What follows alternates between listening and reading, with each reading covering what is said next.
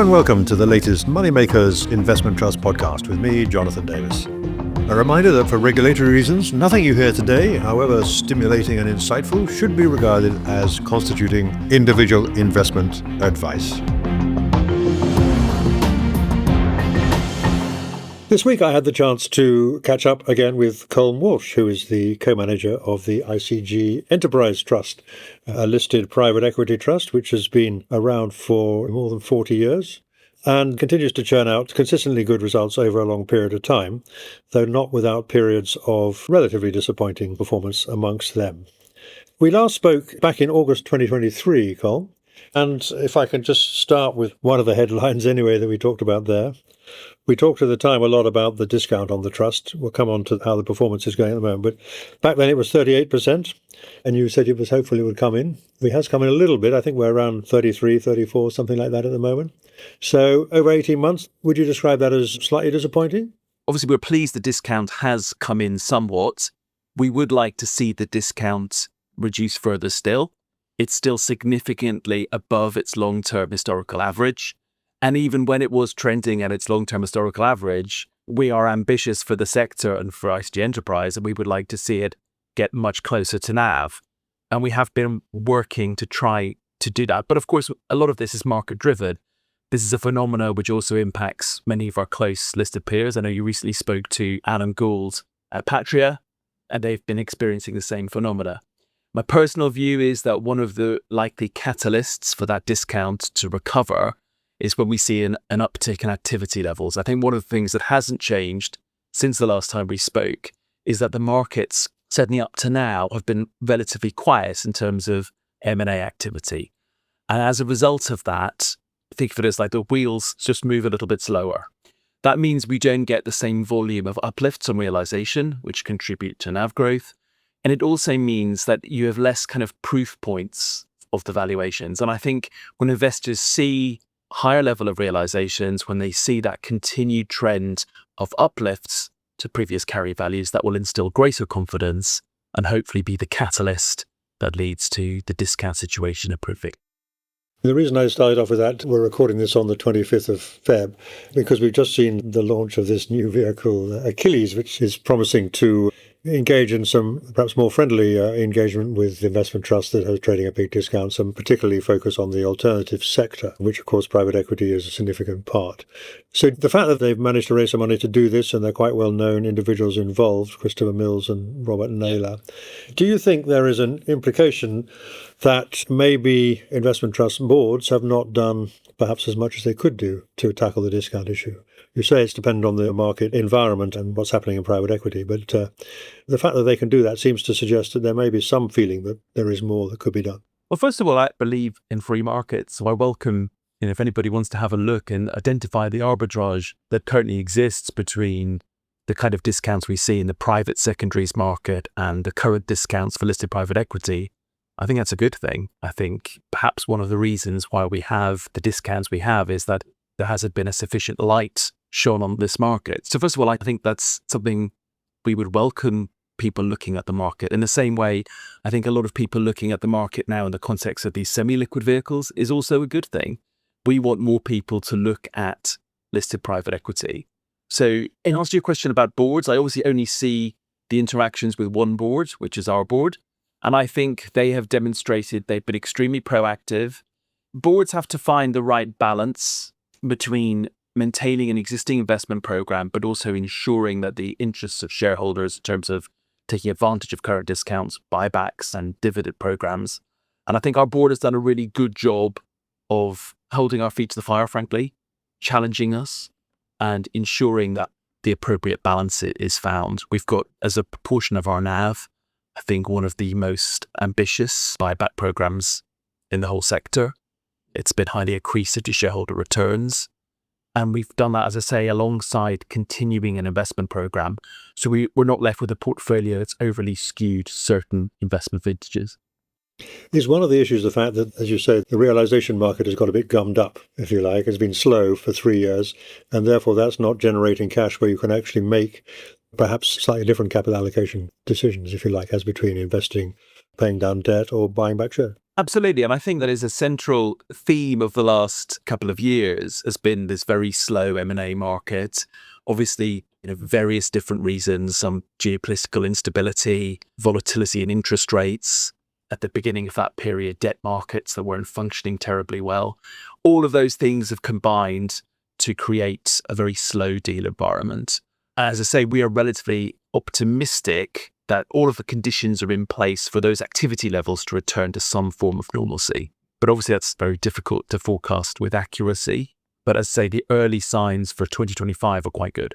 Right, but it would be nice to see some more IPOs as well as perhaps more corporate activity. Yeah. So we spent a lot of time last time talking about the issue, which was very much in the news at the time, about whether or not the NAVs were right or not for listed private equity trusts. And you gave several reasons why you thought that people should trust them. And your NAV is now at £19.99 this morning, so that's good. Yeah. Perhaps you could just describe what's happened to the NAV over the last couple of years and perhaps point to where you're hoping it might go in future. Yeah, so I would say when you judge the performance of these vehicles, I do think it's important to look at longer term time periods. They don't always grow evenly. And I would say over the last 18 months, it's been a period of relatively muted NAV growth by historical standards. As I noted earlier, a lot of that is to do with the slowdown in M&A. It means you don't get those uplifts. So we've got a long track record of generating significant uplifts when things are realized. So of course, in a year where you have a high level of realizations, that also means you have a boost to your NAV from those uplifts. But what it also means is that when managers are, in terms of our unrealized portfolio, you have fresher valuations that the managers can use to generate unrealized gains as well. So I would say that over the last 18 months, managers have generally kept their unrealized valuations in terms of the underlying multiples they use fairly constant. Because we haven't had a huge volume of realizations, you haven't had these uplifts. And as a result, NAV growth has been relatively restrained compared to what we would target over the longer term. But if you look over the 5-10-year periods, you're seeing returns in line with what we target, kind of double-digit NAV returns. And as long as the discount remains stable, that generates double-digit shareholder returns as well. So looking back over the last 5 and 10-year track record of the trust, you have maintained your record of delivering double-digit NAV total returns, but that's not been matched by the performance of the share price over that period. So in other words, shareholders have not seen the full benefit of those NAV gains. Can you put some numbers around those? Sure, and that is correct. So we've been very pleased with our NAV per share performance over those 5 and 10-year periods, and they're relatively consistent. So over the last 5 years, 13.8% annualized return. Over the last 10 years, 13.5%. And when you think that was through periods of quite considerable volatility, particularly during the COVID pandemic, we think that is a very strong reflection of our kind of consistent approach, a focus on cash generative, resilient companies, and also backing top tier managers. Now, of course, because the discount has widened over that period, that means that shareholder returns have been lower. So over the 5-year period, 8.5%, over the 10-year period, 10.8%. The discount is obviously to a large degree a market-driven phenomena. It's been a similar level of discount across our comparable peers. We have, though, tried to address the discounts through a series of initiatives. First of all, like many of our peers, we've invested significantly in shareholder engagement to educate the investing public better around the asset class. Working with our board, we've worked very closely on what our marketing colleagues call the shareholder experience, just trying to narrow that gap through initiatives like our progressive dividend policy, through a ambitious share buyback program. So as a proportion of NAV, we've been one of the highest acquirers of our own shares relative to our peers, and also continuing to focus, importantly too, on investment performance. And when I look today, I think, the current level of discount, we don't know what's going to happen in the future, of course, but that discount level is high by historical standards. It hasn't really gone back to its pre-COVID levels. And if it were to, you would see, of course, there was the potential for there to be a reversal in that trend where the share price return will eventually catch up if the discount were to narrow. Yeah, absolutely. And I think you made the point before, which you perhaps could quote me a number on this one. The discounts at which private equity investments are changing hands in the private market is actually lower than the one that is in the public markets. Is that still the case? That's correct. And people often say to us, what is the discount for a private equity portfolio? It does, of course, vary according to the quality of the underlying funds. It varies according to the vintage of the funds and various other factors.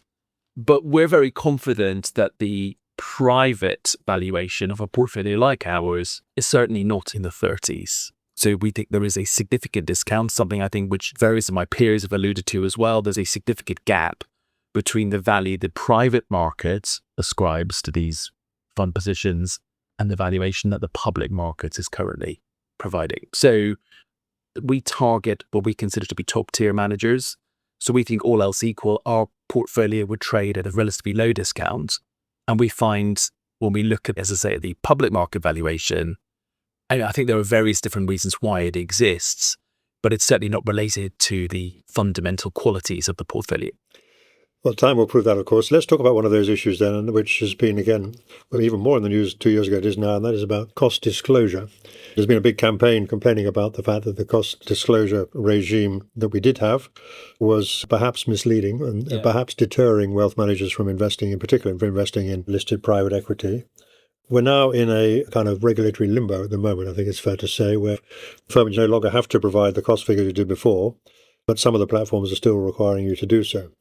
So if I look at the key investor document, I did that this morning, which of course no one should really look at, but it is there. It says that you have zero costs involved. Yes. And then if I look at my platform and what you're quoting, there's obviously an ongoing charge ratio, which is 1.4.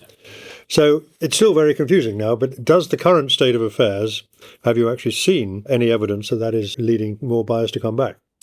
I think, as you say, it's still a confusing environment for the investor. It won't surprise you to learn that we did not think that the previous regime fairly reflected, for the simple reason that if you think about, in particular, so we provide a very detailed disclosure on the costs that we as a manager take out of the vehicle.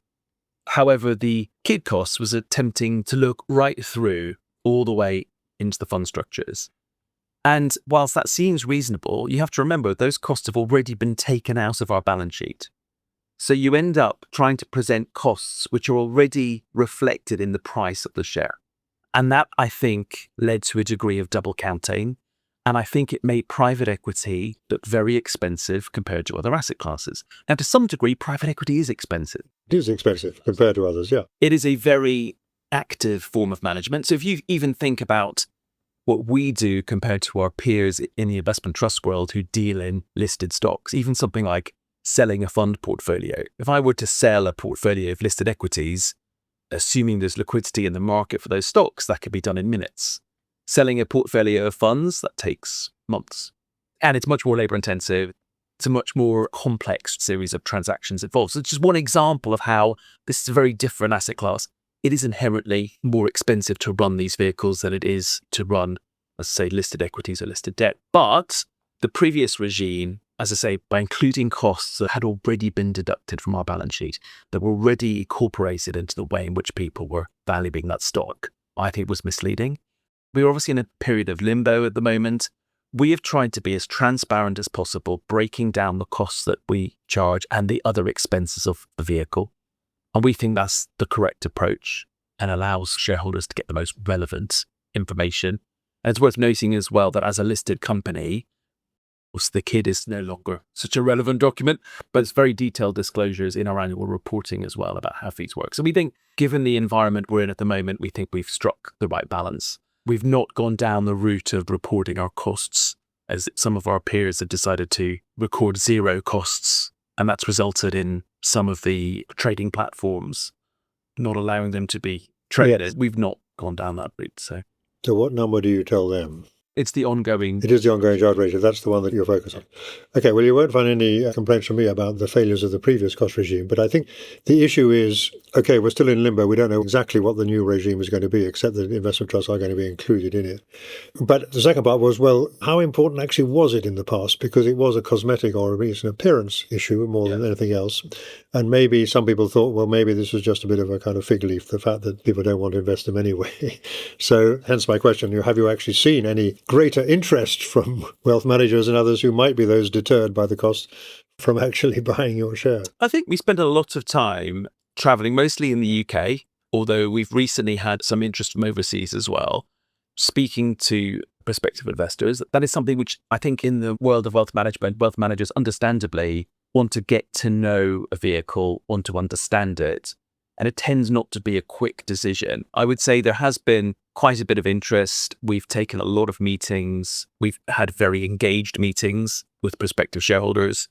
And that's a really important part as well of trying to manage the discount, because fundamentally the discount will be solved when there is greater demand for the shares. So it's not clearly been reflected in the lower discount yet, but I would say there has been, I think, a renewed interest in the sector. I think that's also been prompted by a lot of attention on these new structures, the semi-liquid structures that are being developed. That's just generating a greater degree of overall interest in private equity.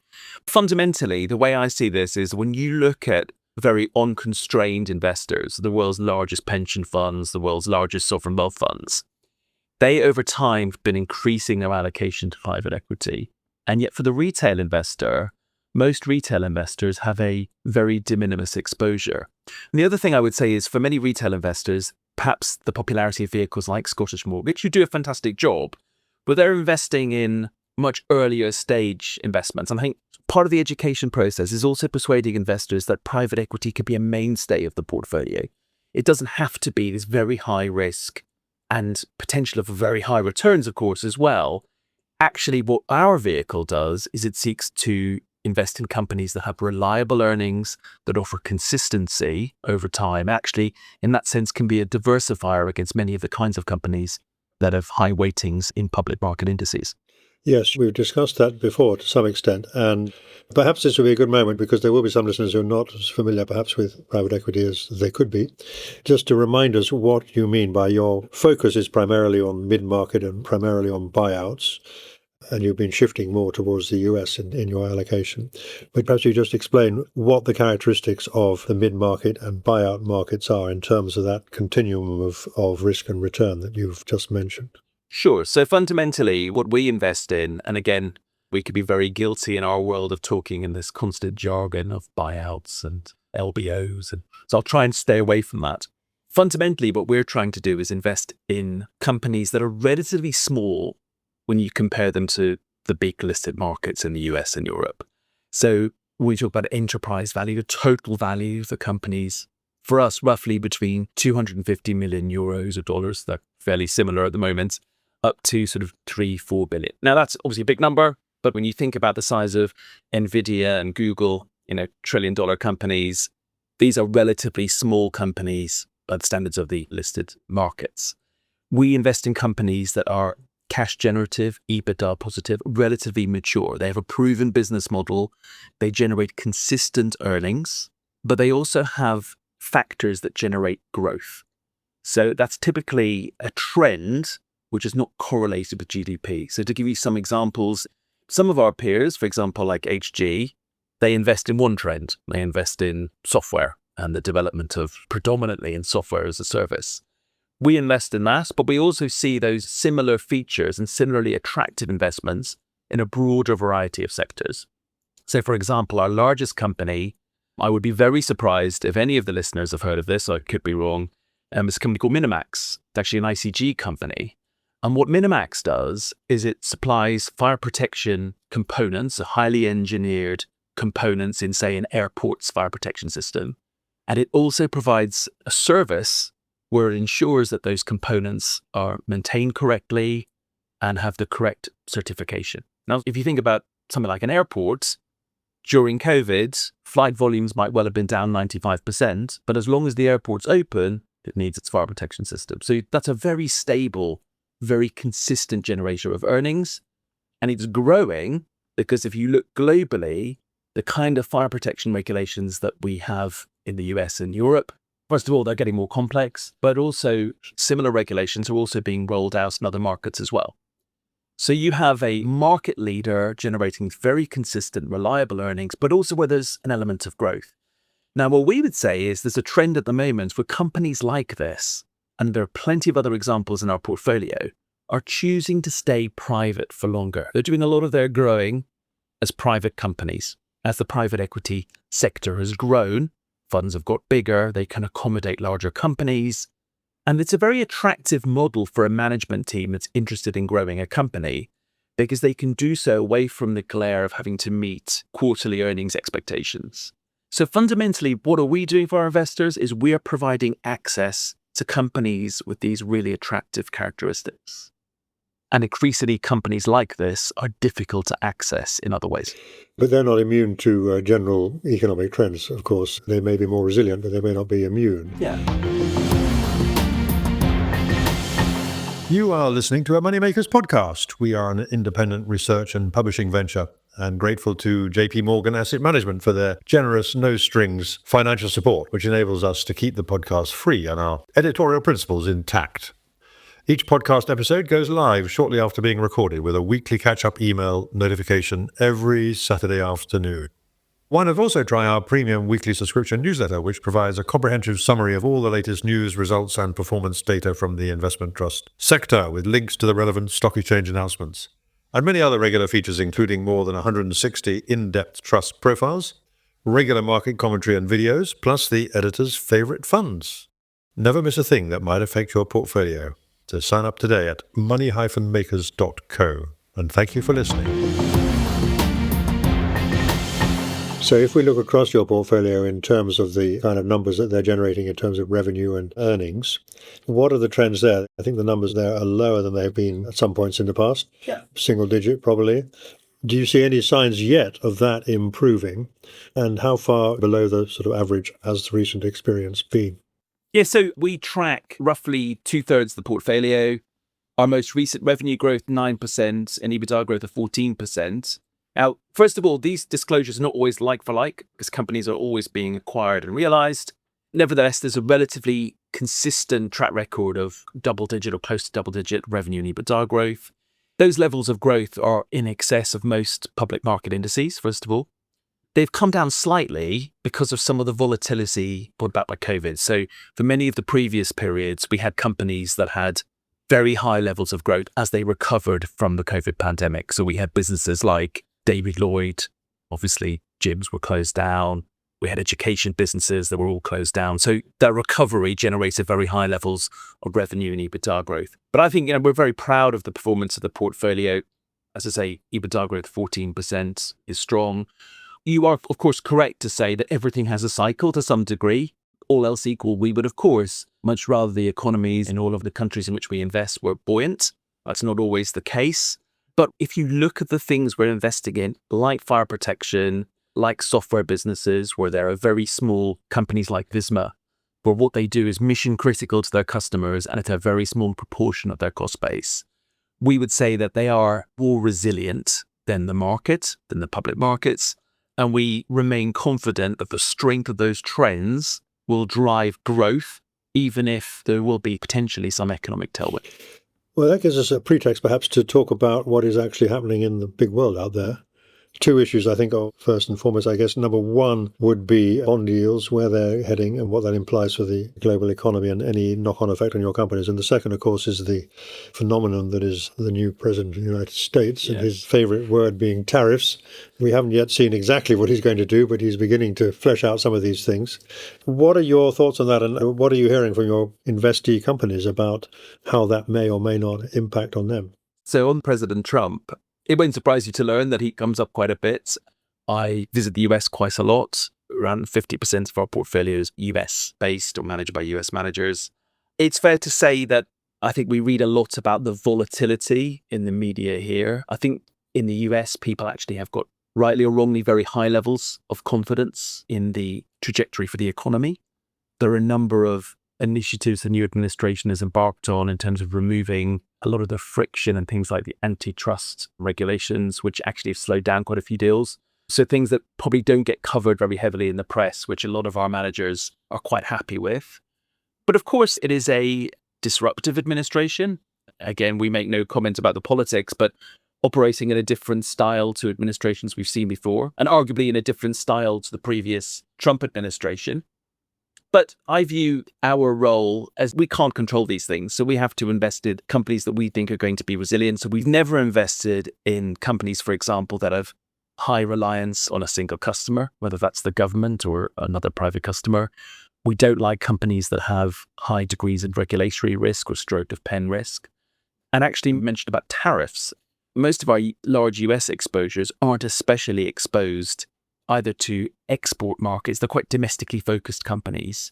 So again, we don't feel we've got any particularly significant exposure to tariff risk. But of course, there will be knock-on effects that potentially come from that. But we think that our portfolio has been built for resilience. It coped very well. We've had a lot of volatility from things like the COVID pandemic, for example. And actually, that was a really good proof point of just how resilient our portfolio is, but also the benefits of investing with managers who have been through lots of different geopolitical events and macroeconomic cycles. They fundamentally know what to do, what levers to pull, and they're very nimble in terms of taking action. It's a very long-winded answer, but I remain very confident that it's impossible to predict what's going to happen, but nobody predicted things like the COVID pandemic. And just investing with managers who have that playbook has a real value in periods of volatility and instability. So at this point in time, there's no reason to believe that the impact of Trump and whatever other policies he does come up with in due course, and the ones that have been under the radar, will make a significant difference to, say, your next reported NAV or the one after that. I would definitely never like to be drawn on a precise forecast on that. But I think one thing we can be certain of is that the current administration is disruptive, is changing things, and that will create some winners and some losers. We think our portfolio is going to be pretty resilient to that volatility. That doesn't mean there won't be short-term impacts. As I say, there'll be some winners and some losers. But I think it's precisely in this environment that you want to be investing in a diversified portfolio where the focus has been on investing in companies that have highly defensive characteristics. And alongside managers, and this is a really important part of what we do, is investing with managers that have that requisite experience to be able to manage around things that weren't necessarily what anybody had predicted. So you said you now have about half in the US, and the most of the balance is in the UK and Europe. You don't have a significant amount in the Far East, I think. Correct. So I'll ask you the same question about UK and Europe. Both areas have been going through a period of slow growth or even no growth in some parts of Europe. Let's start with the UK. What are you hearing from your UK companies? Are they presumably not entirely happy with the way that the new administration has so far proceeded in terms of the budget and other impacts? So I would say, well, first of all, the UK is Europe's largest private equity market. And I would argue, not trying to be too nationalistic, but it is one of the strongest markets fundamentally as well.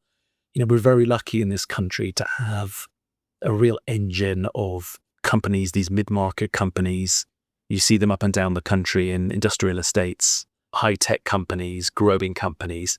And if you think about the size of these companies relative to the size of the economy, it's perfectly possible, and it is possible to have companies that are growing really well, that are building export markets, that are expanding their product ranges, using this very long-term focused private equity model. And it doesn't really make a dent in our GDP numbers. So what we see in our UK portfolio are lots of companies that are doing quite well. They're making products that... So for example, we recently invested in a business called Audiotonics. Again, it's another one that nobody will have heard of. And it's a market leader in the manufacture of mixing boards. I probably got the technical term wrong, but they're basically the electronic mixing boards that they use at live events. So think about the Taylor Swift concert, which I hear some people say was quite good.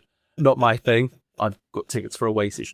But at the Oasis concert next year or at Taylor Swift, one of the fundamental bits of kit is this mixing board. As you can imagine, if that goes wrong and there's a technical failure, that is quite a big problem with 80,000 people at Wembley. So there's actually very few companies that make these boards. There's a low failure tolerance, as you can imagine. One of the companies, a British company called Audiotonics, it's been under private equity ownership for, I think it's had 3 different managers. We recently co-invested alongside PAI, which is one of our long-standing, it's actually a French manager, but investing in a British company. And that's a company which is benefiting from this long-term trend of increasingly in music, musicians make more money from live events. This is a derived demand that benefits from that trend. So this is a business that is growing very nicely, but it's an example of something you won't necessarily see when you read the media. You don't see these pockets of growth, and our job is to find them. So I think the UK there is a real divergence between the overall GDP performance of the UK economy. That doesn't mean that you can't find really attractive companies to invest in that are continuing to do well. Right, but across the piece, there must be some companies which have had some issues because of the budget. And we have very few companies in our UK portfolio that are exclusively domestic. So I think our largest UK company is Frinieri.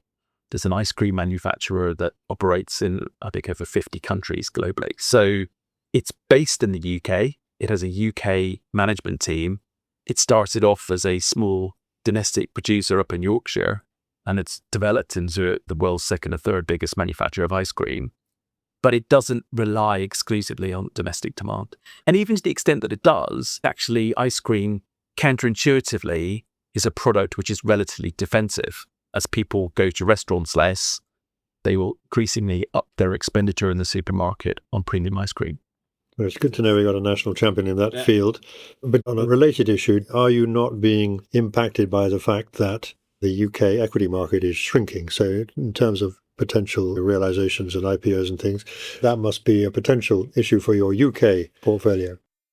Well, I think one of the benefits of investing in mid-market private equity as opposed to large cap private equity is that there are only a small number of companies where an IPO would be the dominant mode of And more likely to sell it on to somebody else. Exactly. So our companies are backing these companies in the 250 million to sort of 3-4 billion size. They are the right size to be acquired by a strategic buyer. They're also the right size to be acquired by a larger private equity firm. Now, of course, if you invest exclusively in very large PE, there's no other PE firms to sell onto if they're the largest fund. So for companies in that size range, then IPO becomes a dominant form of exit.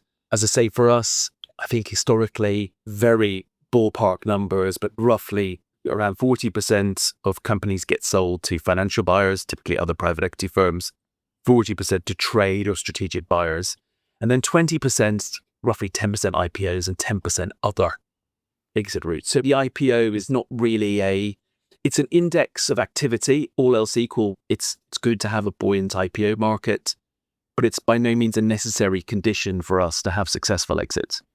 And what about the extent to which overseas investors, whether they're corporate or other private equity firms, do they have as jaundiced a view of the UK listed market as some others do? On the contrary, I think many of our managers see the low valuations of UK companies as being an opportunity. Anecdotally, when I look across our portfolio, many of our US managers have been spending more time in the UK. As I say, because for them, they're looking at companies that actually may well be headquartered here, but actually have a very international focus. And because the domestic equity market is arguably undervaluing those companies, that obviously gives them an opportunity.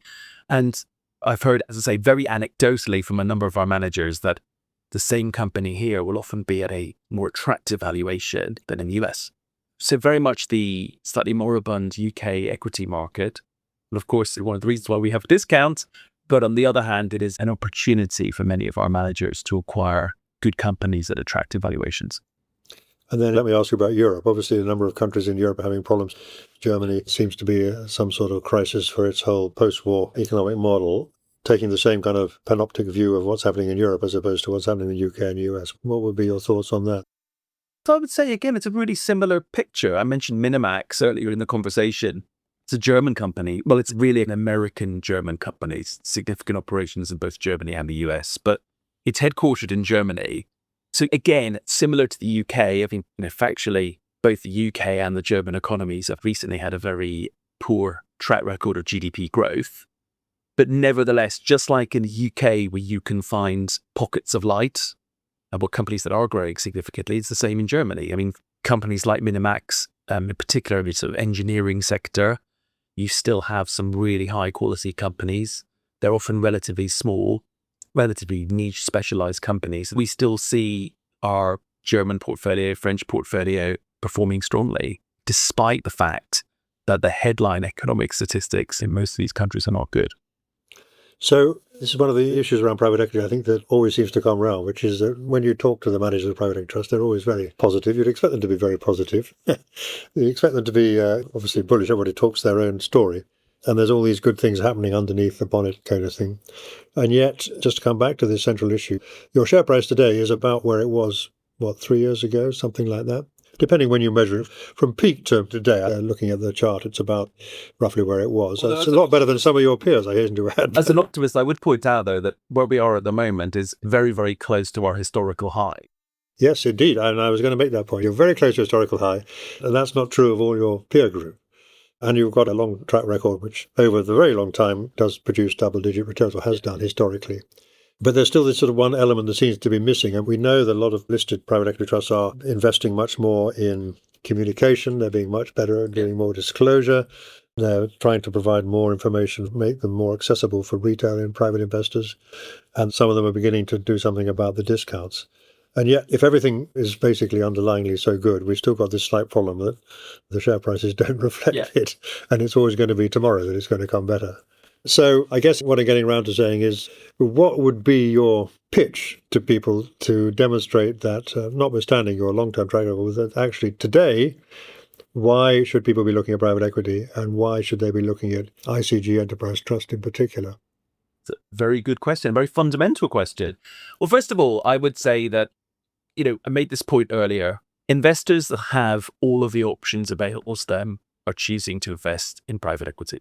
And so if you look at these large sovereign wealth funds, large pension funds that don't have the restrictions that most of us have, that are investing hundreds of billions of pounds, euros, dollars, they are increasing their allocation to private equity. Why are they doing that? Because they see a benefit to investing in companies that are growing, cash generative, EBITDA positive, market leaders. And they also believe in the power of the private equity model.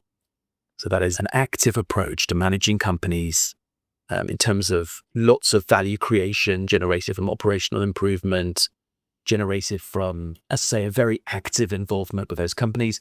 And those companies can make very long-term decisions. I think one of the things which is not well represented in the media is actually, I read all these stories about private equity having malign effects. Well, actually, we have tons of case studies of companies that have benefited from being able to grow away from the glare of having to meet a quarterly earnings expectation, that can actually invest for the long term, invest in their technology, invest in their production processes. So I think for investors, that is a really attractive proposition. Now, as you say, at the moment, people looking at the sector, I think the discount becomes a slightly self-fulfilling prophecy, and people look at it and go, what am I missing? I would point to the fact that there is a disparity, again, between the valuations that private markets put on these portfolios and the current valuation that public markets ascribe to them. And I think that represents an opportunity. As I say, if the discount stays the same and it's currently at a significantly higher level than it has been historically, shareholders still benefit from the NAV performance. Obviously, if it were to get worse, then they would be worse off. But I think when you look at the fan of outcomes, and this is something which I practice, what I preach in terms of investing my own money, I think at the moment, these current levels of discount are very hard to understand in comparison to private markets. And given the defensive qualities of our portfolio, I think you have potentially a very attractive fan of outcomes. So do you think then that part of the issue is the perception, the image of the private equity industry? I mean, there are people who think that it's not perhaps quite as great as it's made out to be. And obviously the people have memories of 2008 when a lot of private equity trusts did get overcommitted and so on and suffered for that. So do you think that is fundamentally, therefore, that the problem is actually an image problem, a perception problem, rather than a reality problem? For me, it's not so much that. You mentioned 2008. And since then, the private equity sector, depending on how you measure it, has more than tripled in size. So it's a very different industry. The types of companies we invest in, very different. There are lots of new business models, like, for example, software as a service that didn't exist back in 2008. So we're in a very different world. I actually think that the perceptions of the industry will be dramatically improved when the levels of activity revert to normal. I think investors are sufficiently rational that they can see beyond articles in certain media outlets. What tends to happen as well is you have some high-profile failures that get dramatically over-reported, and of course you never really read about the successes. I think investors have seen through all of that. I just think what we need is a resurgence in activity levels that will further remind investors about the intrinsic value in the portfolios and will generate proof points for the NAV, uplifts on realization, and just give the sector a more positive perception of people's minds. So you mentioned how private equity has grown as an industry and indeed become more mature. I think that's perfectly fair to say that. But by definition, that means that there's more capital chasing opportunities in the private equity world, and therefore that may drive down returns over time. Well, I mean, private equity has grown significantly, but there's still plenty of growth available. If you look at the total global equity market, I think the last time I checked, the whole of private equity was not as big as the AUM of the US's largest asset manager. It's less than 5% of global equity values. When you think about the S&P 500 and the Magnificent Seven, these trillion-dollar companies, private equity is still relatively small. There is still plenty of scope for growth. And of course, all else equal, if more money is chasing the same number of assets, prices have to go up.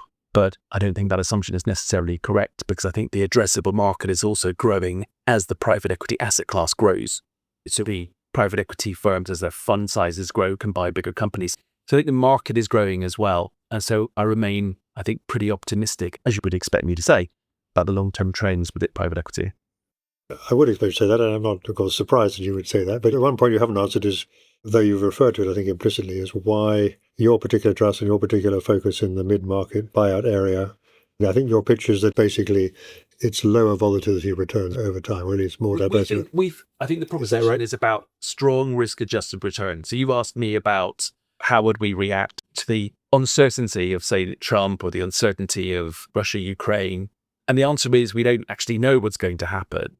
But our philosophy is to invest in companies that are resilient to these kinds of shocks and to generate very consistent long-term returns for our shareholders. So for me, when you compare our vehicle to some of the others, and by the way, we have some great peers and competitors, which I'm very happy about, because I think as a sector, we benefit from investors having choice.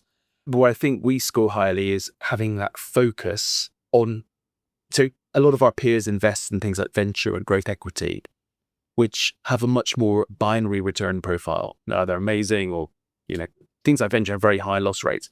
By focusing on buyouts, by focusing on consistency, we think it generates strong risk-adjusted returns, which, as you correctly alluded, are not immune to the economic cycle and not immune to volatility, but all else equal perform well and generate, as I say, strong risk-adjusted returns where we have an uncertain world. So that was Colm Walsh, who is the co-manager of the ICG Enterprise Trust, talking to me earlier this week. Thank you for listening. The Moneymakers Investment Trust podcast is independently produced and edited and is freely available on YouTube, Apple Podcasts, Spotify, and other podcast channels. You can also sign up at money-makers.co to be notified of each new edition. Please note that podcasts are provided for educational purposes only, and nothing you have heard from any speaker should be regarded as constituting investment advice.